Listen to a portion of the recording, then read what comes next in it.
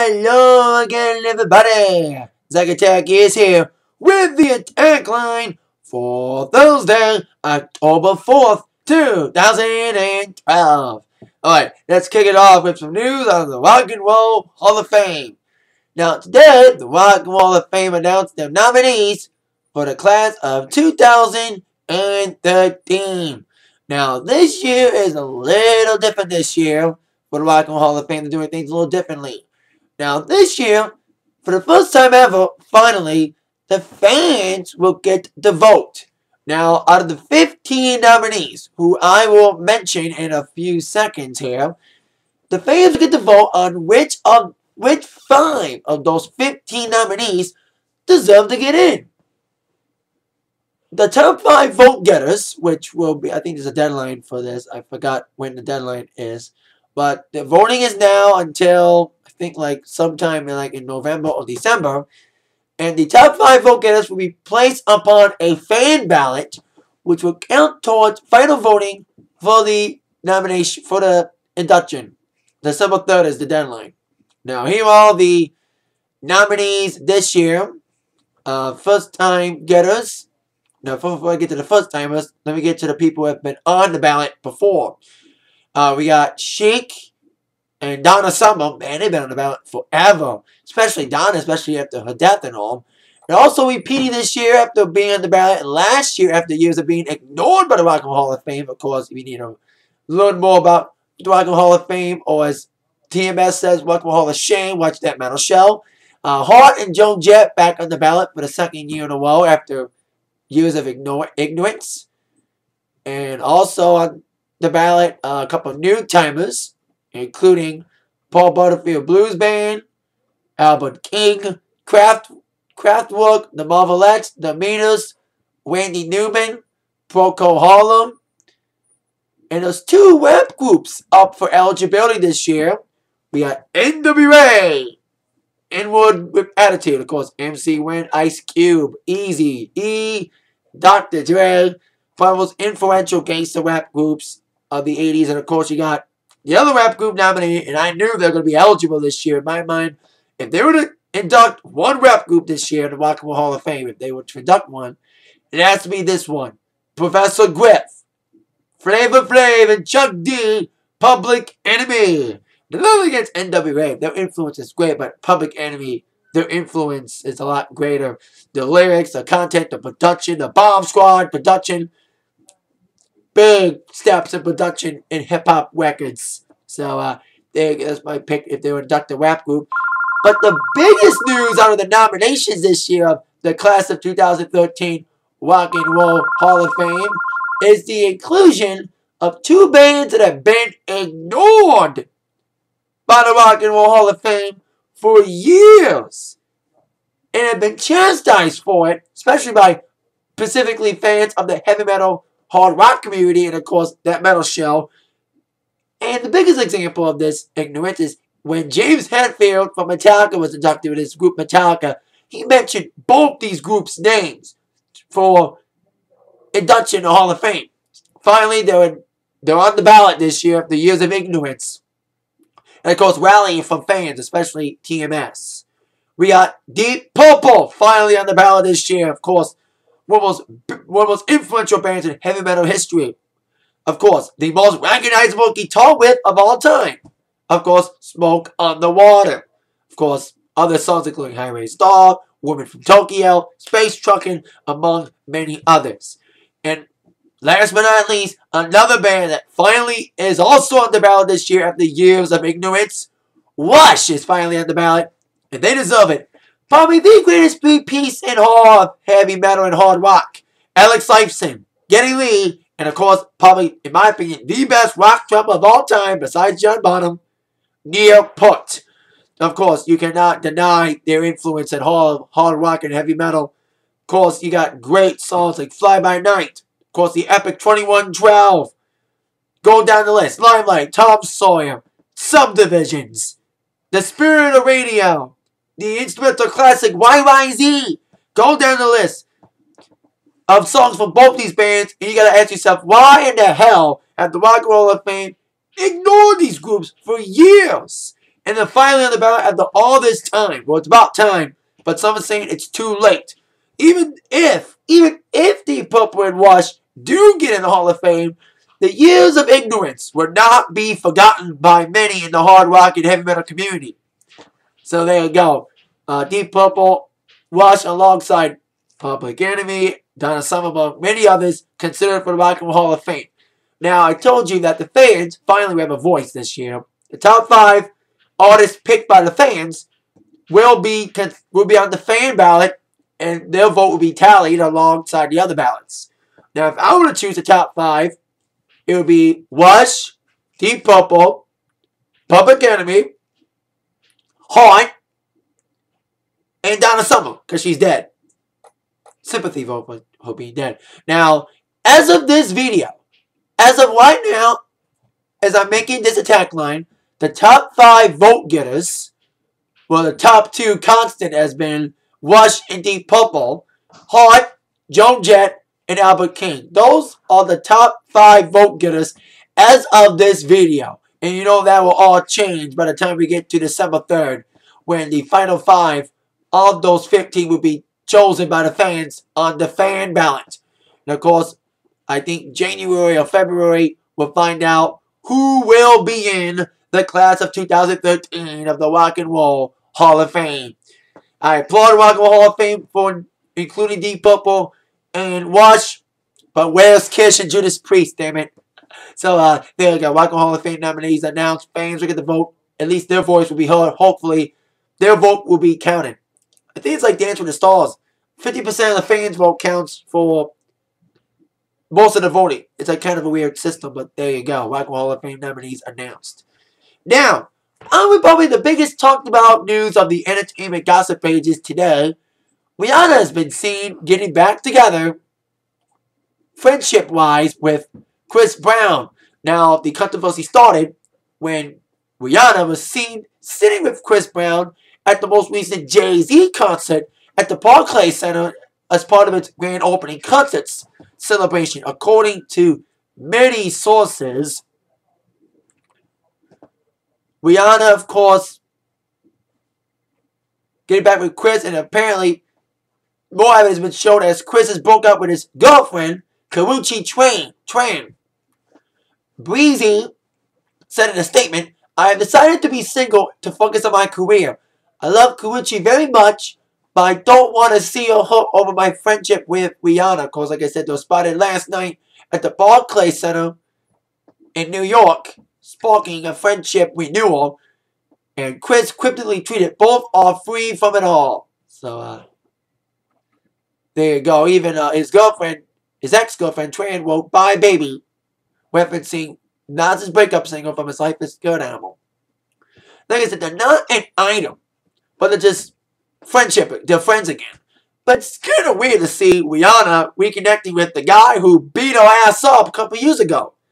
It's kind of a weird situation. I know a lot of people are very vocal about Chris Brown and blah, blah, blah. Of course, earlier this year he was feuding with CM Punk and Miranda Lambert on Twitter about this, blah, blah, blah, blah, blah. So, my view on it is it's weird to see. It's like coming back home to the dad that raped you, you know? It's kind of an awkward situation to have Rihanna go back to the guy that basically beat her up. So it's a kind of, I know they've done things together. Like earlier this year, they kind of rekindled things. Then they broke off again as friends. Now they're back as friends again. So it's kind of weird to see that happen. Once again, Rihanna getting back friendship-wise with CB, Breezy, as he likes to call himself. So there you go. It's kind of a weird situation. I know you guys watching this video, I know you have your opinion on it. Different than mine, of course, but we all have our opinions on it. So my opinion is it's weird. I think everyone will echo my sentiment probably that it's weird to see Rihanna reconnect with the guy that beat her up. It's like weird. So there you go. Now, with an update on, of course, the most recent vocal catfight of them all, Mariah Carey and Nicki Minaj. As I mentioned on yesterday's attack line, of course, it was all over the internet yesterday that Mariah Carey and Nicki Minaj got themselves into a yelling match on the set of American Idol.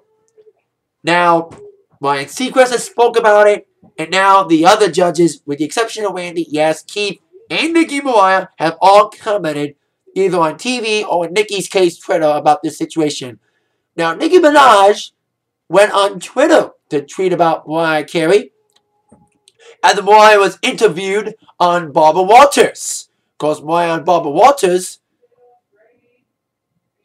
in a phone conversation on The View, according to Walters, Mariah said that Nicki walked off the set. Multiple people heard Nicki say, "If I had a gun, I would shoot the bitch." Nicki is unpredictable. And the producer of AI, Nigel Lithgow, has denied that Nicki threatened to kill Mariah that day. And Walters continued about Mariah's conversation with her. Mariah says she cannot take a chance, and she has hired extra security. Nicki has not yet apologized, but they have since been at meetings with producers and judges.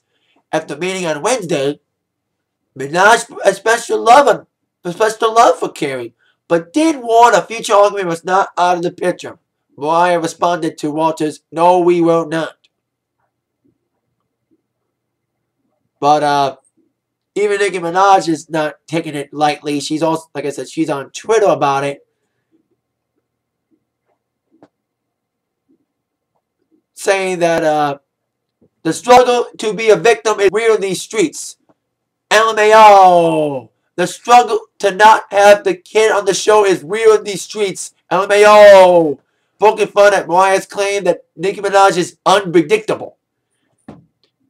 Hey y'all, let's just say Nicki said something about a gun. People will believe it because she's a black rapper. LMAO. I'll then hit up Bubba and milk it, she wrote, addressing Mariah's claim that Nicki threatened to shoot her. Because, like I said, denying. She also tweeted, "Ironically, no camera or mic heard the gun comment, though," she continued, citing the original piece of tape that featured the fight, not mentioning anything about Nicki with a gun. LOL at the struggle. Not even the producers believed you, Mariah. Say no to violence, Bobs. Hashtag struggle face. I don't call TMZ and Barbara Walters because I stand on my own 2 feet. Never needed an army. God is good. Insecurity is as cruel as the grave. I guess it hurts to have the producers tell you to your face that Nicki is the best judge we've had since Simon. Aw, poor you. Keep them lies coming. Try to keep quiet, but let's go. And Nicki also said, "I thought yesterday we resolved it, but I see you want your pity party to continue. So the feud continues." After what happened. And fans are apparently taking Nicki's side and Mariah's side, saying that Mariah's a little crybaby bitch about this. Blah, blah, blah. And Keith Urban had his word. Like I said, Mariah and Nicki had their say. Now Keith Urban had his say, saying that on Wednesday night, during the premiere of his wife's current film, The Paperboy, he said to Extra, jokingly, that he felt like the UN while the two ladies exchanged verbal bombs. I love it, I gotta say. Look, I love working with passionate people. I love artists. Everyone just sort of expressing themselves.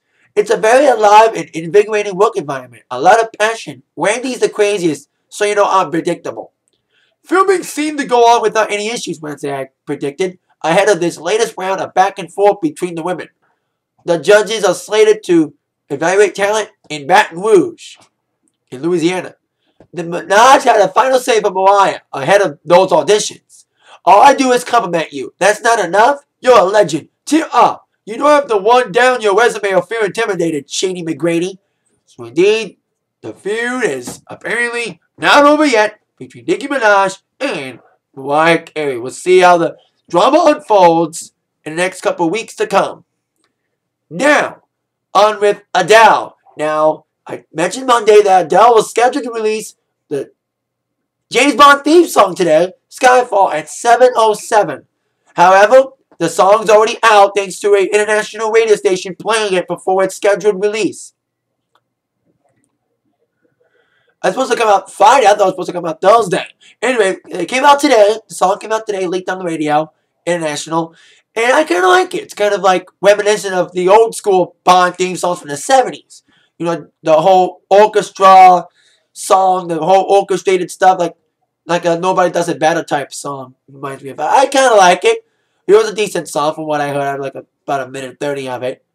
And I like it. Like the song, it's decent. Decent orchestra pop song. So there you go. Adele releasing Skyfall, leaking before its scheduled release tomorrow. Like I said, a French radio station let it out of the bag a little early after a snippet leaked earlier this week. So there you go. Adele's song is leaked and out on radio.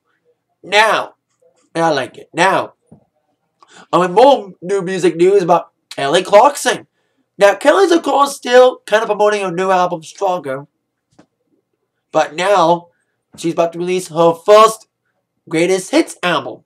Now, Greatest Hits Chapter 1, as she calls it, will be coming out on November 19th. Makes sense to release her Greatest Hits album now, since it's been 10 years since Kelly, of course, won American Idol. The Greatest Hits album will include a new single called Catch My Breath. It will be set for release later this month. Now, the track listing for the new album, the Greatest Hits album, has not been released yet, but we're going to assume that most of her hits will be on it. Probably not much from the first album, mostly focusing on everything after the second album. Probably a lot from Breakaway, all the songs from Breakaway, Since You've Been Gone, Walk Away, Because of You, maybe like one or two songs from My December, a lot from All I Ever Wanted, and of course basically every single from Stronger. But Kelly released in a statement saying that, of course, it's been a decade now since I've won AI. Sometimes it feels longer because although it's been exciting, there was a lot of pressure to have as a 19-year-old. To own a company, lead an organization as a businesswoman, and be able to create music I'm proud of has been tough but inspiring for me. To celebrate the strength and longevity of my fans, friends, and family have supported me with, I wrote this song, Catch My Breath, with one of my best friends that has seen me through everything. The song represents who I've been, what I felt, and where I'm headed as not only an artist, but as a 30-year-old that is now smart enough to know that it's time to stop, catch my breath, and be proud of not only what has been accomplished, but of all the people that have helped me become the woman I am today. Of course, she said thanks. So there you go. Kelly Clarkson set to do some things. But there you go. Kelly Clarkson, new Greatest Hits album coming out November 19th. Thanksgiving Monday. And a new single, Catch My Breath, coming soon. Now, on with TNA Impact Wrestling Preview for tonight. Top 5 questions. Once again, top 5 questions that must be answered this evening. Sorry, my chair's short. Question number 5. We'll go down in Knockouts Tag Action. Now, ahead of their match at Bound for Glory, Tara and Miss Taskmaster will collide in a tag team action match as Miss Taskmaster will be teaming up with ODB, the woman that Tara beat last week to get the title shot, against Tara and Gail Kim. Of course, Tara and Taskmaster will probably get it on a lot in this matchup, or Tara will avoid Taskmaster at all times before the big match at Bound for Glory. So there you go. See what happens there. Question number 4. Well, we'll go down between Hulk Hogan and Ace and Eights tonight. Now, as we saw last week when Hulk Hogan was kidnapped by Ace and Eights to go to their clubhouse, Hulk Hogan accepted a challenge that 2 of Ace and Eights' top members would take on 2 members of TNA's finest in a tag team match Bound for Glory. Now, if Ace and Eights win, they stay on and have full access to TNA. If Team TNA wins, Ace and Eights goes bye-bye. Now, we have yet to know who will represent Team TNA in this matchup yet. Probably people who aren't in the main event. There's a lot of people that could be involved in that match. Mr. Anderson, RVD. Who knows who will be in Team TNA against Team Ace and Eights. But we'll probably find out soon enough as Bound for Glory is in 10 days. Now, question number 3. Speaking of Bound for Glory, will any other matches be announced for Bound for Glory? Now, we know the street fight involving James Storm and Bobby Roode, which I'll address the special enforcer in a few minutes. The TNA World Title match, the Knockouts match, the Ace and Eights TNA match. So we'll probably find out more matches tonight as we head towards Bound for Glory. Speaking of that, question number 2. What will up between Jeff Hardy and Austin Aries? Now, we saw what happened during the tag match last week. Blind tags in and out. Tension between these guys is heating up. So we'll see how their feud intensifies this week on Impact. And finally, like I said, speaking about for Glory and a special enforcer of the Storm Bobby Roode match, question number 1, where we'll go down tonight as King Mo will make his official TNA debut tonight. Now, King Mo will be, of course, making his pay-per-view debut at Bound for Glory as the aforementioned special guest enforcer for the Bobby Roode James Storm match, but he'll be making his official Impact debut tonight. We'll probably say hi. He probably won't wrestle tonight. So there you go. King Mo will be on TNA Impact, make his debut tonight at 8/7 Central on Spike TV. That is it for this very strange list of 10 Atakline today. See you later for my TNA Impact review. Then my, you've all been attacked by the news from Zach. Thank you so much. See you later. Yeah.